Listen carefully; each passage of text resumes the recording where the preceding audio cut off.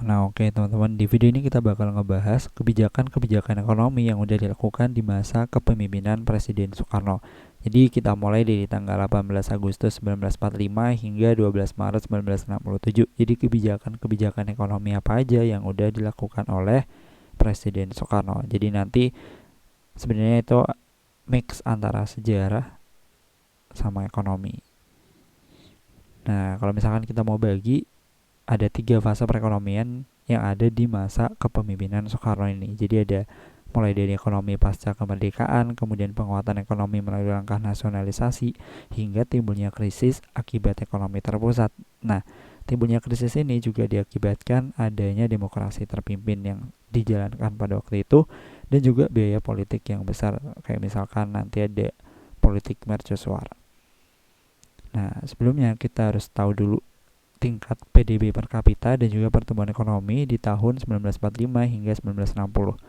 Nah, kita bisa melihatnya untuk PDB per kapita di tahun 1945 adalah 5.523.863 ya. Nah, sedangkan di tahun 1966 ya, bukan 1960 gitu. 1966 adalah 5.075.517. Jadi ada penurunan yang tadinya itu 5.500.000-an sekarang malah jadi 5 jutaan di tahun 1966. Nah, sedangkan untuk pertumbuhan ekonominya sendiri di tahun 1945 hingga 1960 ini tidak ada data. Sedangkan di tahun 1961 hingga 1966 kita bisa melihat cenderung fluktuatif ya, dan terkontraksi di tahun 1963 sebesar minus 2,24%. Nah, itu untuk tingkat PDB per kapita dan juga pertumbuhan ekonominya seperti itu, teman-teman. Nah, ini seperti yang udah kita jelasin tadi, bahwa di era masa kepemimpinan Soekarno ini dibagi atas 3 fase perekonomian. Jadi ada ekonomi awal kemerdekaan yang dimulai dari tahun 1945 hingga 1949, Indonesianisasi ekonomi di tahun 1950 hingga 1957, dan era ekonomi terpimpin yaitu 1957 hingga 1965. Nah, mari kita bahas satu persatu, mulai dari yang pertama yaitu ekonomi awal kemerdekaan. Nah, di ekonomi awal kemerdekaan ini dimulai dari tahun 1945 hingga 1949, di mana di masa ini kegiatan produksi, perdagangan, dan kondisi ekonomi Indonesia itu masih belum stabil. Nah, kenapa? Karena memang akibat adanya situasi konflik di awal kemerdekaan, jadi memang masih belum stabil gitu loh ya, antara perekonomiannya maupun politiknya. Nah, kondisi ekonominya pada waktu itu seperti apa? Yaitu yang pertama adalah kapasitas produksinya turun, aset produktif rusak akibat adanya perang. Nah, karena kapasitas produksinya turun, maka terjadi yang namanya kelangkaan barang. Nah, kalau udah terjadi kelangkaan barang, maka harga-harga itu cenderung naik. Nah, kalau misalkan harga-harga secara umum itu naik dalam waktu yang berkepanjangan, maka akan mengakibatkan inflasi yang tinggi, teman-teman. Yang keempat adalah peningkatan uang beredar itu tidak terkendali untuk menutup defisit anggaran. Nah, karena di dalam fase ekonomi awal kemerdekaan ini, untuk postur APBN-nya sendiri ya, itu masih cenderung defisit, teman-teman. Berarti kan belanja pemerintah itu lebih besar daripada penerimaannya, atau pengeluaran pemerintah itu lebih besar daripada penerimaannya, sehingga terjadi namanya defisit anggaran. Nah, untuk menutup defisit anggaran ini, maka pemerintah itu menyuruh kepada bank sentral untuk mencetak uangnya, sehingga dapat meningkatkan jumlah uang yang beredar dalam masyarakat. Yang kelima adalah ekspor dan impor terhenti akibat adanya blokade dari Belanda. Yang keenam, mata uang beragam ya, ada versi dari pemerintahan RI, karena pada waktu itu juga masih ada pengaruh dari Jepang, maka di situ juga ada mata uang Jepang dan ada di Javas Bank. Dan yang ketujuh adalah pergerakan penduduk besar-besaran antar daerah. Nah, inilah kondisi ekonomi di awal kemerdekaan, yaitu pada tahun 1945 hingga 1949. Nah, ditambah lagi dengan hasil konferensi meja bundar, teman-teman. Yang pertama hasilnya adalah semua kebijakan ekonomi harus berdasarkan izin Belanda. Yang kedua, perusahaan Belanda ini kembali beroperasi di Indonesia. Yang ketiga, Indonesia harus menanggung utang dalam dan luar negeri pemerintah kolonial Hindia Belanda sebesar 1,13 miliar. Dan yang keempat adalah menanggung biaya 17.000 karyawan ex Belanda dan 26.000 tentara ex KNIL. Jadi semuanya ini utang-utang dari pemerintahan kolonial harus dibayarkan oleh Indonesia. Nah, selanjutnya adalah fase Indonesianisasi ekonomi yang dimulai pada tahun 1950 hingga 1957, di mana di fase ini pemerintah itu berupaya menggeser dominasi ekonomi Belanda dengan meningkatkan peran Indonesia di bidang ekonomi melalui sejumlah program. Nah, program yang pertama itu adalah program Benteng, teman-teman. Nah, program Benteng ini dilakukan pada masa kabinet Natsir. Nah, ini adalah salah satu program dari Kabinet Natsir yang kurang lebih itu dijalankan pada April 1950. April 1950 ini mulai diberlakukan nih program Benteng. Nah, dalam bentuk apa? Yaitu dalam bentuk alokasi devisa dan kredit perbankan untuk meningkatkan peran importir Bumiputra. Nah, sebenarnya tujuan dari program Benteng ini adalah untuk membina pembentukan suatu kelas pengusaha Indonesia pribumi. Kayak gitu. Nah, namun program Benteng ini kemudian diberhentikan pada tahun 1957. Nah, selanjutnya ada sistem Alibaba. Nah, sistem Alibaba ini kurang lebih diberlakukan pada tahun 1953 hingga 1955. Nah, ini merupakan suatu program kerja ekonomi yang dicanangkan oleh Kabinet Ali Sastro Amijoyo I. Nah, tujuannya apa? Tujuannya itu sama, kurang lebih kayak yang program Benteng, yaitu untuk membangun kelas pribumi dengan berbagai kebijakan ekonomi kayak gitu. Nah, salah satunya adalah ini ya, pengusaha etnis Tionghoa diwajibkan untuk memberi pelatihan kepada pengusaha Bumiputra. Dan kemudian yang ketiga adalah gelombang nasionalisasi. Nah, coba kita nanti melihat ya gelombang nasionalisasinya itu seperti apa. Nah, kurang lebih seperti ini ya teman-teman, gelombang nasionalisasi yang dilakukan oleh pemerintah Indonesia. Yang pertama adalah perkebunan. Jadi ini ada beberapa sektor nih. Yang pertama ada sektor perkebunan. Jadi ini ada kurang lebih 250-an perusahaan yang kemudian dimerger menjadi PT Perkebunan Nusantara. Kemudian di sini ada di sektor perdagangan ada sekitar lebih dari 35 perusahaan yang kemudian dimerger menjadi PT Negara. Di bidang industri dan tambang di sini ada 47 perusahaan listrik, 21 perusahaan kimia, 18 perusahaan grafika, 91 perusahaan umum yang kemudian dimerger menjadi Badan Penguasaan Industri dan Tambang atau BAPIT. Nah, di bidang sektor perbankan yang tadinya di Javas Bank kemudian diubah menjadi Bank Sentral atau sekarang itu disebut sebagai Bank Indonesia. Nah, selanjutnya NHB atau Netherlands Handelsbank itu diubah menjadi Bank Umum Negara atau BUNEK.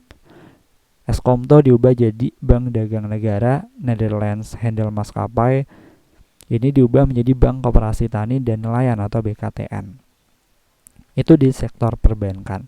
Nah, kalau di sektor perusahaan listrik itu ada sekitar 9 perusahaan listrik dan gas Belanda yang kemudian dimerger menjadi perusahaan listrik negara atau PLN. Di sini juga ada di sektor transportasi,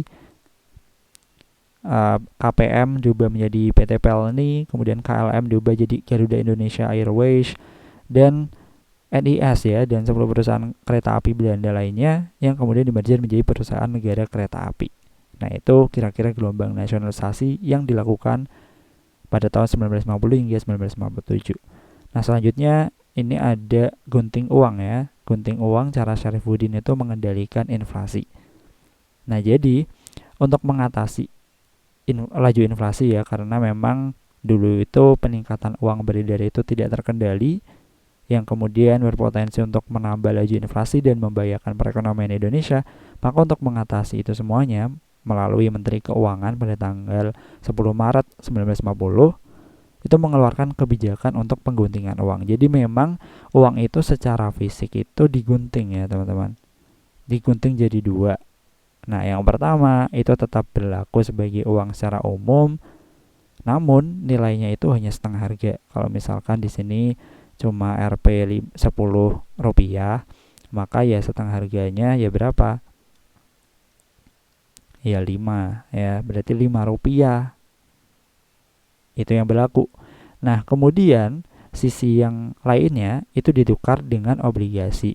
Nah, bunganya 3%. Nah, ini interestnya.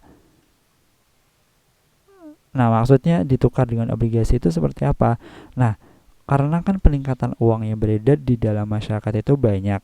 Oleh karena itu, cara pemerintah untuk mengendalikan uangnya adalah dengan menukar obligasi. Itu uangnya ditukarkan dengan obligasi dengan bunga 3%. Nah, karena bunganya dianggap tinggi, kemudian kayak memberikan apa ya, daya tarik gitu loh kepada masyarakat untuk bisa menabung di bank. Nah, kalau untuk bisa menabung di bank atau untuk ditukar dengan obligasi, itu kan terjadi yang namanya penurunan uang yang beredar kayak gitu. Nah, kemudian kalau misalkan kita lihat ya, dengan adanya gunting uang Syarifuddin ini, laju uang beredar pada Desember 1950 ini dapat berkurang. Yang tadinya kalau misalkan tanpa pengguntingan, laju inflasinya 64,7% dan setelah pengguntingan adalah 19,8%. Oke, selanjutnya adalah era ekonomi terpimpin, yaitu pada tahun 1957 hingga 1965. Nah, di era ini terdapat ketidakstabilan di era parlementer yang kemudian mendorong diterapkannya ekonomi terpimpin. Nah, pas di awal-awalnya itu menunjukkan prestasi, teman-teman. Nah, tapi semakin ke belakang malah justru memicu terjadinya gejolak perekonomian, di mana di situ nanti ada defisit APBN dan juga hyperinflasi. Jadi kan di situ nanti kita tahu ya, ada politik mercusuar, salah satu yang bisa kita lihat sekarang juga ya, akibat adanya politik mercusuar itu adalah pembangunan GBK, kemudian pembangunan Monas, Hotel Indonesia, dan pembangunan lainnya yang membutuhkan biaya yang besar. Nah, kebutuhan untuk pembiayaan yang besar itu, pembiayaan politik yang tinggi itu berdampak kepada terjadinya defisit APBN, yang kemudian kita bisa melihat ya, defisit APBN pada tahun 1965 sampai terkontraksi minus 1.565,6 miliar. Nah, bagaimana cara mengatasinya? Nah, cara mengatasinya adalah Bank Sentral itu melakukan pembiayaan dengan menambah jumlah uang yang beredar, yaitu dengan mencetak uang. Nah, Bank Sentral disuruh untuk mencetak uang untuk membiayai sejumlah proyek-proyek besar itu, ya, yang membutuhkan biaya politik yang besar. Nah, namun dengan apa yang telah dilakukannya, kebijakan tersebut itu malah berujung kepada kenaikan harga secara drastis. Nah, kalau misalkan terjadi kenaikan harga secara umum dalam waktu yang berkepanjangan, maka akan terjadi inflasi. Dan ketika inflasi itu terus berkepanjangan dan menyebabkan yang namanya hiperinflasi. Nah, kita bisa melihat ya, di sini ada kenaikan harga yang tadinya 592 menjadi 635, dan kenaikan uang beredar itu dari yang tadinya 255% menjadi 763%. Kita juga bisa melihat nih penerimaan dan pengeluaran APBN realnya pada tahun 1959 hingga 1965 ya, di mana terus terjadi yang namanya defisit anggaran. Jadi kalau misalkan yang abu-abu ini tuh adalah pengeluaran real atau belanja pemerintahnya, dan yang biru itu adalah penerimaan realnya. Jadi kalau misalkan kita mau bandingkan ya, yang belanja misalkan di tahun 1959 ini 16,1 ini belanjanya. Nah, tapi penerimanya cuma 11. Nah, gimana cara menutupinya? Yaitu ini tadi ya, Bank Sentral melakukan pembiayaan dengan menambah jumlah uang yang beredar, yaitu mencetak uangnya untuk kemudian diberikan kepada pemerintah dalam bentuk pembiayaan hutang kayak gitu. Nah, kemudian langkah penanganan hiperinflasi. Sebenarnya itu dibagi atas 2 tahap, teman-teman. Tahap yang pertama itu dilakukan pada tanggal 25 Agustus 1959 yang dikenal dengan istilah centering, yaitu penyehatan untuk mengendalikan jumlah uang yang beredar dan inflasi yang lepas kendali akibat adanya pembiayaan politik yang besar-besaran. Nah, ini ada 3 kebijakan. Yang pertama adalah penurunan nilai mata uang. Nah, ini berlaku kepada uang-uang kertas. Jadi yang tadinya itu nilainya Rp1.000 menjadi Rp100. Yang kedua adalah kebijakan pembekuan giro, di mana deposito dan giro itu ditukar dengan surat utang pemerintah. Nah, tujuannya apa? Tujuannya agar masyarakat itu bisa menabung uangnya di bank. ya. Karena kan kalau misalkan kita tahu konsepnya, inflasi itu uang yang atau JUB dalam masyarakat itu kan tinggi ya. Gimana pemerintah itu bisa menurunkan JUB ini? Itu salah satunya ini dengan pembekuan giro, di mana deposito dan giro itu ditukar dengan surat utang pemerintah. Kemudian deflasi. Nah, deflasi ini dengan cara menurunkan nilai tukar rupiah terhadap dolar Amerika. Nah, kemudian tahap yang kedua dimulai di tanggal 13 Desember 1965. Nah, merupakan langkah kedua karena upaya tahap pertama itu tidak berhasil untuk mengendalikan jumlah uang yang beredar. Nah, ini ada dua kebijakan. Yang pertama adalah penyederhanaan mata uang, di mana berdasarkan ketetapan Presiden RI nomor 27/1965 mengenai pengeluaran uang rupiah baru yang berlaku sebagai alat pembayaran yang sah. Jadi adanya penerbitan uang baru Rp1 rupiah. Jadi Rp1 ini kemudian menggantikan 1.000 yang lama dan senilai dengan Rp1 yang lama. Kemudian kebijakan yang kedua adalah semua jenis uang yang nilainya 10.000, 5.000, 2.500, dan 1.000 ini tidak lagi untuk digunakan. Nah, kurang lebih itu ya teman-teman, kebijakan-kebijakan ekonomi yang dilakukan di masa kepemimpinan Presiden Soekarno. Nah, selanjutnya nanti kita akan bahas ini di era Soeharto. Di era Soeharto ini nanti kita juga akan mengenal repelita, ya mulai dari repelita 1 sampai dengan repelita 5. Nah, ini cukup panjang untuk perjalanan di masa kepemimpinan Soeharto. Semoga bisa bermanfaat buat teman-teman semuanya.